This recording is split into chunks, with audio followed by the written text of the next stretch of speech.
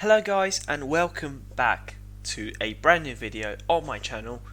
Today it's time for the start of the 2021 Manufacturer Series on Gran Turismo, certified by the FIA of course. And this season we are going for Toyota, which I was pretty sure that I was going to make this choice before the season because I really want to try Toyota. It's one of my favourite manufacturers on the game, especially for the Supra, the GT3 car that we're using today. I never actually went for Toyota in the previous seasons, but I feel like I want to take this kind of gamble and see if it pays off. We are in second split for this race in the EMEA region. I think my driver rating should be enough to be in second split for pretty much the whole season. And we are at the circuit, the Barcelona, Catalunya. Now, this is probably one of my favourite tracks actually. It's not a very popular one, but it is one of my favourites on the game, because with GT3 cars, I think it's, the track suits really well the GT3 category. And as you can see, we're starting qualifying now, a 5-minute session. It's pretty much a one-shot qualifying really, because you don't have enough time to, set a lap, come into the pits, fit new tyres and go again, because the out lap is very slow, because you have to save the tyres. Tyre wear is very, very harsh around here. Fuel consumption is also a thing. You really have to save a lot of fuel in the first part of the race, as we'll see later. And in this lobby we got some pretty quick drivers. We got TX3 Jack, we got Saspo, Austrian driver, very, very quick. We've got a fellow Toyota driver, Diano, the South African driver of course, and many more. We got Kirith as well in this lobby. He's actually ahead of me on track as I'm starting my qualifying lap. So here we go. I'm gonna just speed up this part of the straight because it's not really interesting, it's just a straight line. We're going into turn 1, brake at the 100 meter board, going down to second gear, then back up to third gear, and we do the same thing in turn 2, short shift to second to get that extra rotation. Turn 3 we stay as close as we can to the inside curb, then up to fourth, carrying as much speed as I can on the exit. Turn 4, brake as the shadow appears, trying to carry a lot of speed, and again, trying to stay as close as I can to the inside curb. Turn 5, brake just before the end of that wall on the left. I feel like that's a pretty good reference point. Use all of the curb on the exit. Track limits shouldn't be a problem around there. Turn 6 and 7, you really have to use the engine braking of the car. Going down to second gear, that's a pretty good exit. You have to watch out for track limits at the exit of turn 6 and at the exit of turn 8, which we are going through now. That was pretty smooth. Again, you have to carry enough speed through there and use all the curb on the exit. Turn 9, the heaviest braking zone on the track. Down to first gear, then up to second to get better traction. And then third sector, really, it's all about, using as much curb as you can into these corners, and also use these sausage curbs. Look at how much curb we can take through here. And then into final chicane, we absolutely abuse the sausage curves, and we actually have a little bit of a tow, I think, from Kirith. We are close enough to him. Last corner was pretty good, flat out. And as you can see, we've gone P1 in this session, which was a very big surprise to me, with a 143.8, and at the end of the session we are still on pole position. We're going to be starting on the soft tyre, and that was a very, very good lap from me, I think. I never managed to get a 43.8 even in practice, so really, really happy about it. Now we're about to start the race, and as you can see, I'm on the front row, and look at this beautiful SMM livery that was made by teammate and friend Ethan Palmer. Big shout out to him. He also made my helmet for this season, so thank you very much, Ethan, if you're watching this video. But now it's time for the actual thing. Now it's time to start the race, and here we go. And straight away we move to the right hand side of the track to try and break the slipstream. We failed to do so because the driver behind us, Saspo, of course he's going to go for the slipstream.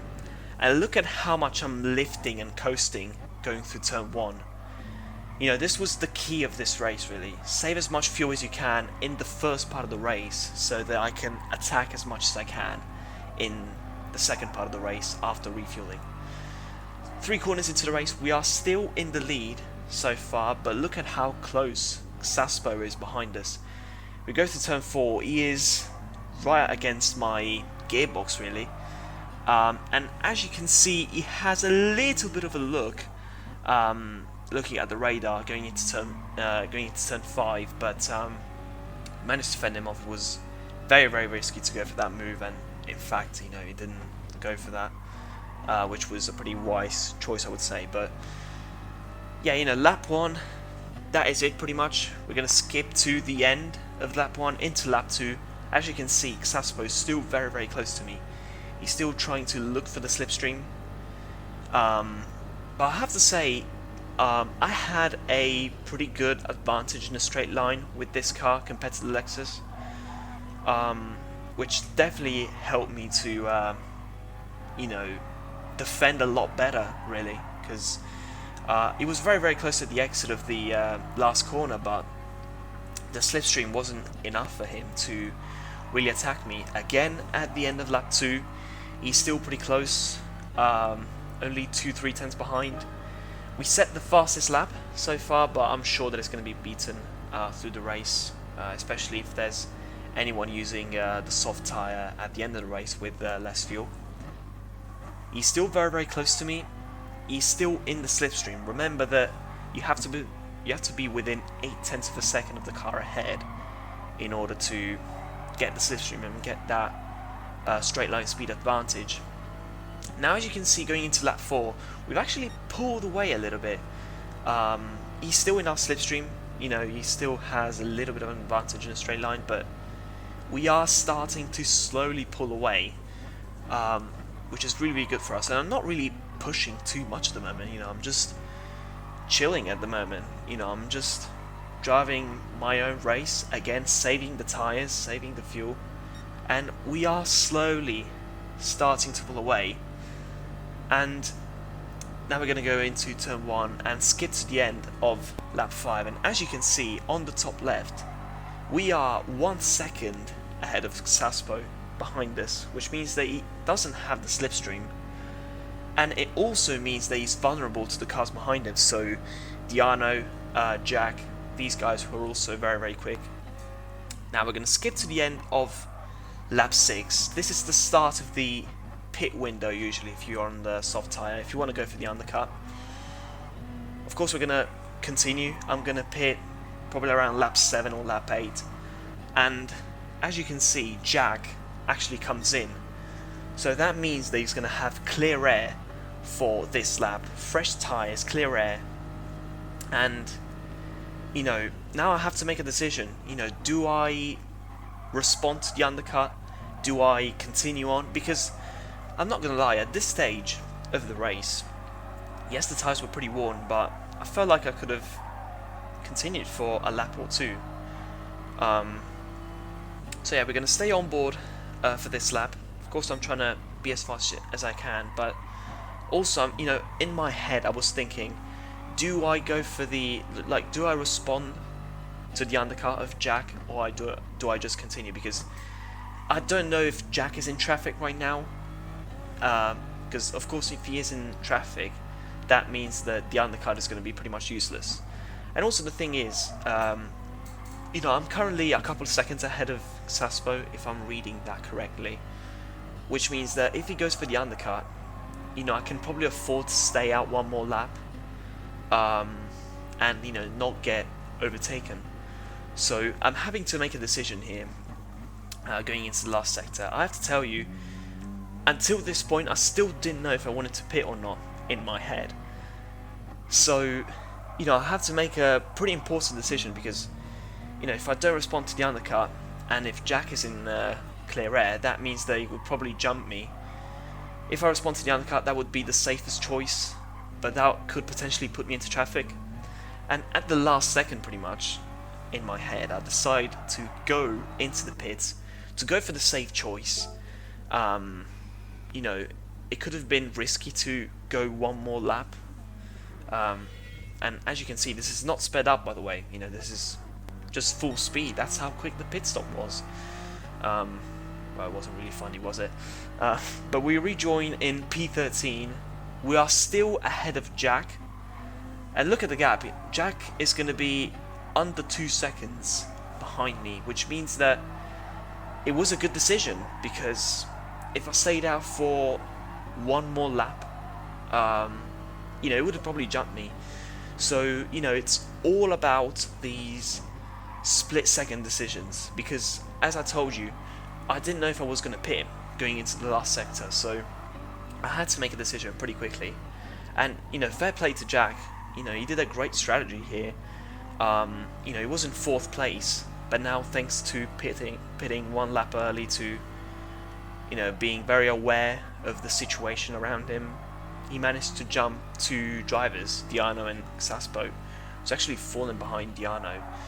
Now we're actually behind this Aston Martin. Now we're going to have to be pretty quick in clearing the cars ahead of us, which are going to be slower than us. We're going to try to go down the inside. We're pretty late on the brakes. He was quite late on the brakes as well, and we almost touched going into turn 9, but we managed to get the position. I thought it was going to make it a bit easier for myself, but he broke quite late for that corner, so fair play to him, but he couldn't manage to defend the position.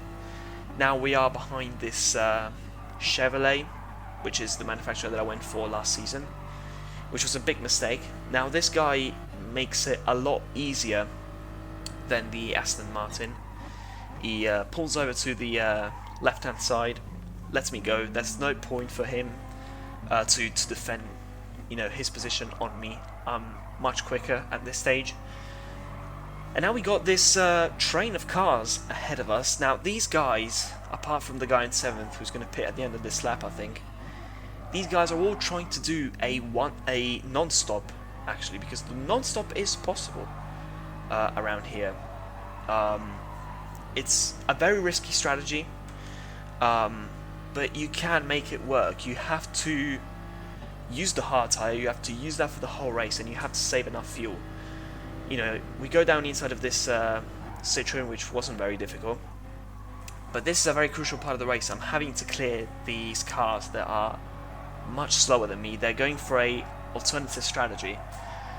I practiced for the non-stop. In the Toyota was impossible, but if you're going for the Mazda or another car, that is a possible strategy, and it's probably the fastest way around if you have the right car to do that, because you save all of that time by not pitting. But obviously you can't afford to do any fighting on track with anyone. You know, these guys so far, they haven't really been defending too much because they know that they can't afford to lose any time. They're already losing time by doing this strategy anyway, so they're going to lose even more if they start defending. Now we're getting very, very close to the leading pair, to Kirith in P2. We go down the inside. There wasn't really much room to do that, but, you know, I had quite a lot of momentum. The Jaguar goes slightly defensive. Forza Elise, and now we're in P2, and I'm gonna have to be quick here to overtake Elise because Jack is getting close to me. I lost a little bit of time by clearing this traffic, and we're gonna go down the inside into a very, very unusual corner to overtake, turn 12, and you know, it's a very unusual spot to overtake, really. And you know, by making that overtake, look at how much gap I pulled on the guys behind. Again, you know, it's all about these split-second decisions. You know, I've pulled a 2-second gap on Jack by simply, you know, doing that overtake in that corner. If I had actually waited to go for that move, I would have probably lost all of that advantage, and I would have been under pressure from Jack for the next few laps. So right now, Jack is trying to go for a move on Elise. I think he's going to make it through turn 3. We're on the same strategy, so obviously it's a lot quicker than these guys. And yeah, you know, now he overtakes Elise. And now we got a pretty comfortable gap to Jack. I'm going to show you this lap now, the end of lap 12, the lap 13, because I really want to show you how I'm driving in this race and the way I'm approaching this race. I have a pretty comfortable gap to Jack. But it's not over. I still have to manage these tyres. I still have to bring it home. I can't afford to make any mistakes. And look at how much I'm, you know, just braking very, very softly into turn 1. You know, I wasn't really jumping on the brakes. I was just going gradually on the brake pedal, you know, braking a little bit earlier, braking a little bit softer as well. And look at how gentle I am on the steering input as well. That was the key for this race, you know. The braking was something that I really had to work on, because you really can't afford to be just jumping on the brakes like in qualifying, because that would ruin your front tyres, and you can't really move the brake bias too much, because otherwise you'll get a lot of tyre wear on the rear. So it's a very, very difficult situation, and you know, it's not an easy race for this reason. The tyres are very, very difficult to manage. Look at how early I was braking for this, and how softly and how gentle I was on the tyres at this stage. I'm still trying to be fast, because you know, at this point I have to be committed. You know, I can't drive with the fear of making a mistake, because if I drive with that attitude, eventually I am going to make a mistake, and I am going to lose all of the gap to Jack. We come across the line, and this lap, I believe it was a 47.1, yeah, 47.1. It wasn't, you know, a very fast lap, but you know, I just wanted to show you how I was driving, because I think that this kind of driving style for this race was really the key for me. I lost a few tenths of a second in the last few laps, but it was just all about bringing it home. We're going to come through to the final chicane, not even using the sausage curbs. I really didn't want to make a mistake at the end of this race. And we're going to come across the line to take the win in second split in the first race of the season. That was so satisfying. I was so happy at the end of the race. And this was probably my best race ever, really, because I was driving a car that wasn't really the quickest for this track. Jack finished behind me with the Mazda, which was arguably the quickest car for this race. I had to really control the tyres, but you know, I had a really good start. Managed to pull away from the slipstream. I responded to the undercut when I needed to, and again, you know, making these split-second decisions, overtaking these guys in the traffic. And that was really the key today, and again, managing the tyres, being soft on the brakes, and just bringing it home, really. So yeah guys, that was it for this video. 297 points for this one. Let's see how many we can get next time. Goodbye guys.